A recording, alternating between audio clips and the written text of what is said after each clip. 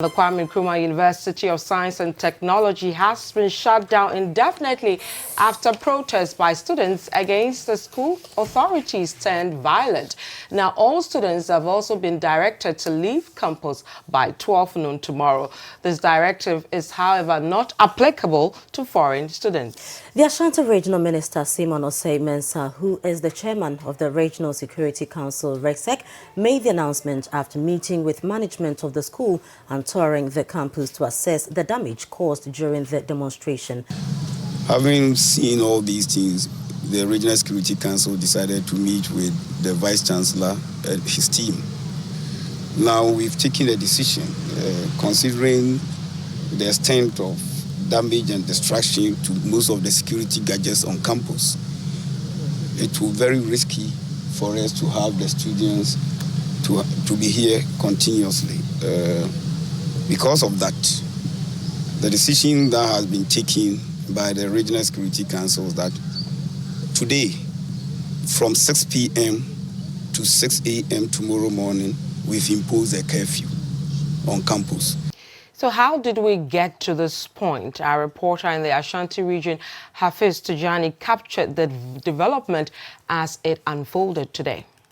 Armed police officers and military personnel have taken over the KNUST campus after protests by students led to destruction of public and private properties. The protest, which started as a peaceful one, nearly turned chaotic when armed police officers fired gunshots to disperse the rampaging students. The students marched through campus amidst chants and held placards which called for the Vice Chancellor to be sacked. Some other placards spoke against what the students called brutalities being meted out to their colleagues by the internal security. Street lights, signages, glass doors at the main administration block have all been destroyed. Dustbins were destroyed, leaving pile of refuse scattered all over. Vehicles and motorbikes belonging to teaching and non-teaching staff were also not spared. The Ministry of Fisheries and Aquaculture has halted fish farming indefinitely at Fujian Farms, a Chinese firm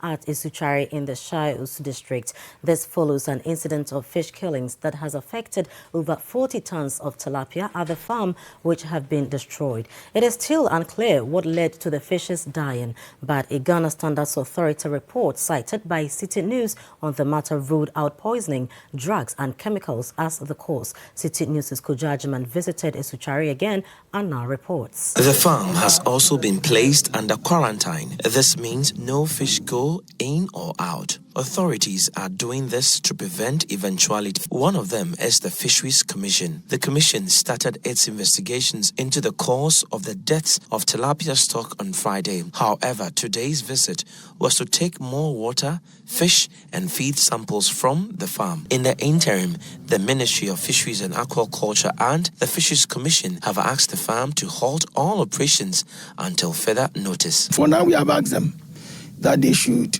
halt productivity and they should also halt sale until we have gotten the research findings. Fuel prices have gone up by as much as 2.76%. And it was terrible. And it was we all struggling with that. But earlier, our colleague Nanoye visited some pump stations, spoke to some drivers to see whether you have some increase in commercial rates if you take the trotro or taxi. And she reports that this is what they said.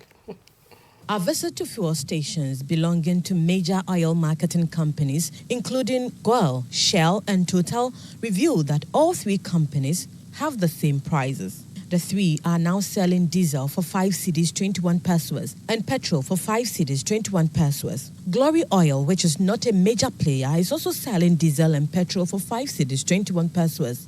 However, our visit to some fuel stations belonging to other minor OMCs showed lower prices. The minor fuel stations have their prices a bit lower than the 5 cedis 21 pesos, even though it has also gone up. Now, Allied, which is where I am standing currently, has 8 diesel going for 5 cedis 19 pesos and super or petrol going for 5 cedis 14 pesos. Sky which is across the street from where I am standing, is selling 8 diesel for 5.0 and 8 petrol for 5.04. So even though prices have gone up and all these filling stations have adjusted their prices, the prices vary a little from station to station, especially when it comes to the major and the minor ones. So turning our attention to the seat of government, President Akufo-Addo has charged the Ghana Revenue Authority and the Finance Ministry to find more innovative ways to widen the country's tax net. Speaking at the official commissioning of the National Communications Authority set at the Common Platform at the NCA Tower, President Akufo-Addo said Ghana's development is directly linked to the amount of revenue it can generate through initiatives such as the Common Platform. City News' Sami Wiafe has more in this report. The Common Platform, which will be managed by KNUST GVG, is a monitoring platform established by the Ministry of Communications and Finance to assure government's revenue in the telecoms industry. The National Communications Authority and the Ghana Revenue Authority will be the primary users and beneficiaries of the Common Platform on behalf of their respective ministries.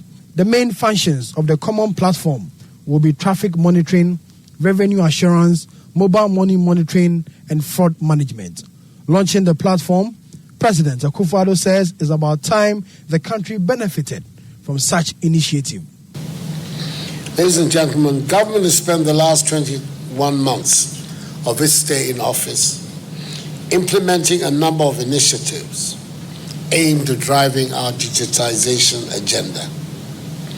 In all of this, it's important to state that we have not left out what potentially could be one of the most vital components of this agenda, cybersecurity. It is critical that we deploy the appropriate instruments to secure our nation, our people, our businesses, and our very way of life. Even as we look for ways to raise resources in Ghana for our own development, it is heartwarming to see the two regulatory authorities, the National Communications Authority and the Ghana Revenue Authority, have taken steps to guarantee the revenues of government and also ensure that regulators and telecommunication operators work together to this end.